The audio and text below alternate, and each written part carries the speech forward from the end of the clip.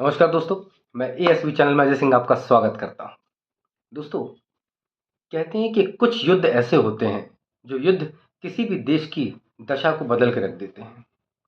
उस देश के अंदर एक ऐसा भूचाल मचा देते हैं कि उसकी सांस्कृतिक, उसकी आर्थिक और राजनीतिक दशा को बदल देते हैं। वो इतने नुकसानदायक होते हैं जिसका नुकसान आने वाली पीढ़ियों को उठाना पड़ता है। दोस्तों, आज मैं आपसे भारत में लड़ी गई एक महत्वपूर्ण लड़ाई के विषय में बात कर रहा हूँ। ये लड़ाई थी प्लासी का युद्ध। दोस्तों, प्लासी का युद्ध जो कि 23 जून 1757 को लड़ा गया।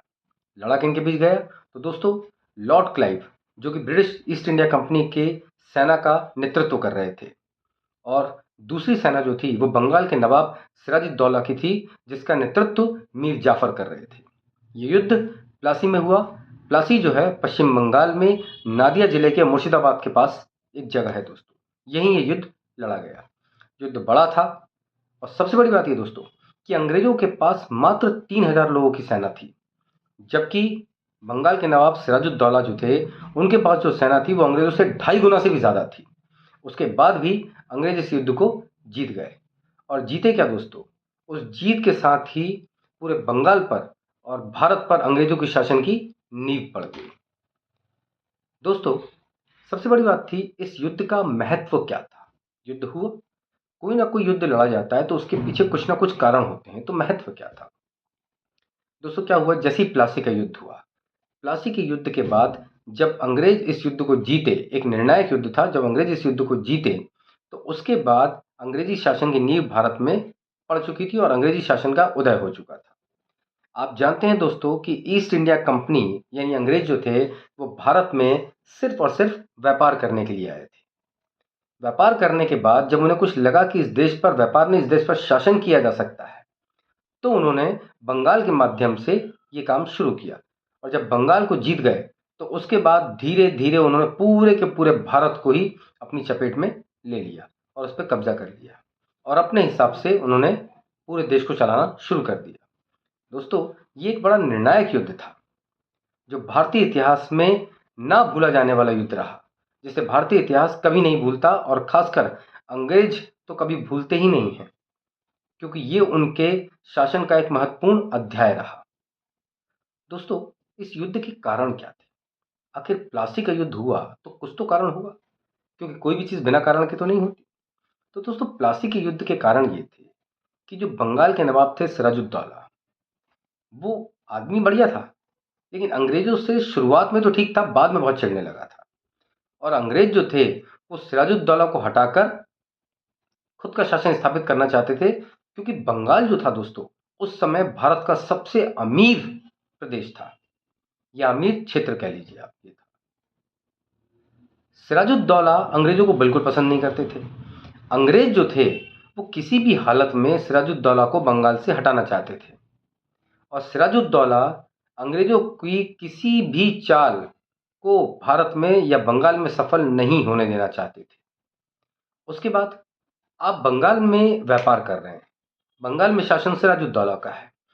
उन्होंने अंग्रेजों से कहा कि अगर आप व्यापार कर रहे हैं तो आपको टैक्स देना पड़ेगा। अंग्रेजों ने कहा हम बिल्कुल टैक्स नहीं देंगे। इस बात से भी सिराजुद्दौला बहुत खुश नहीं थे। उसके बाद वो सिराजुद्दौला को सम्मान भी नहीं देते थे, जैसा कि बाकी नवाब और राजाओं को मिलता था। तो ये कुछ कारण ऐसे थे जिसकी वजह से सिराजुद्दौला और अंग्रेजों में बिल्कुल नहीं पड़ रही थी, और अंततः उन लोगों में लड़ाई हुई। दोस्तों, आप इतिहास को पढ़िएगा, ये युद्ध कभी भी सिराजुद्दौला नहीं हारता, लेकिन उसकी हार का सबसे बड़ा कारण था उसका सेनापति मीर जाफर। मीर जाफर जो था ये एक गद्दार आदमी था, इसकी वजह से ही ये लड़ाई वो हार गया, अन्यथा ये लड़ाई वो जीता हुआ था। खैर, जो हो गया उसको क्या किया जा सकता है।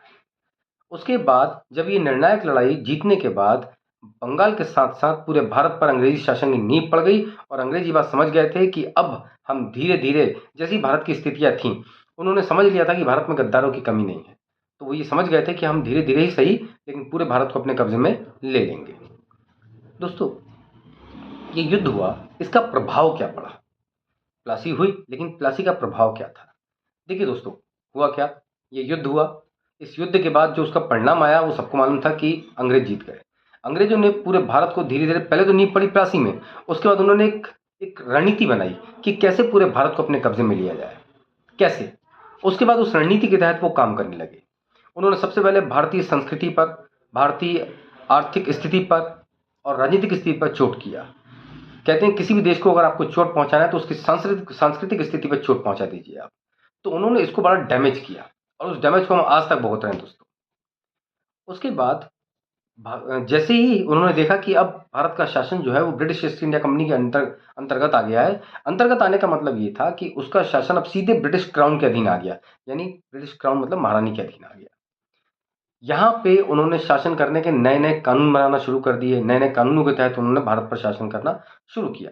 और आप जानते हैं कि 1858 17 में प्लासी का युद्ध होता है और 1858 से जो भारत देश पर शासन हुआ अंग्रेजों का, तो उसके बाद 1947 तक, जब तक हमें आज़ादी नहीं मिली, तब तक भारत पर अंग्रेजों का शासन रहा।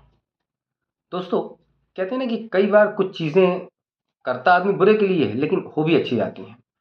जब भारत पे अंग्रेजों का शासन रहा, तो उस दरमियान अंग्रेजों ने भारत में एक नए वर्ग को, एक नए शिक्षित वर्ग को जन्म दे दिया। एक ऐसा शिक्षित वर्ग, एक ऐसे नेता तैयार कर दिए जो कि अंग्रेजों की हर चीज़ से भली-भाँति परिचित थे।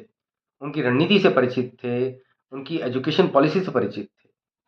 ये ऐसे लोग थे जिन्होंने आगे चल के भारत के भविष्य को तय किया। ये वो लोग थे, जब आज़ादी मिलने के बाद उन्हें मालूम था कि किस तरीके से काम करना है। तो कम से कम हमारे नुकसान के लिए उन्होंने करने की कोशिश की, लेकिन फ़ायदा हो गया।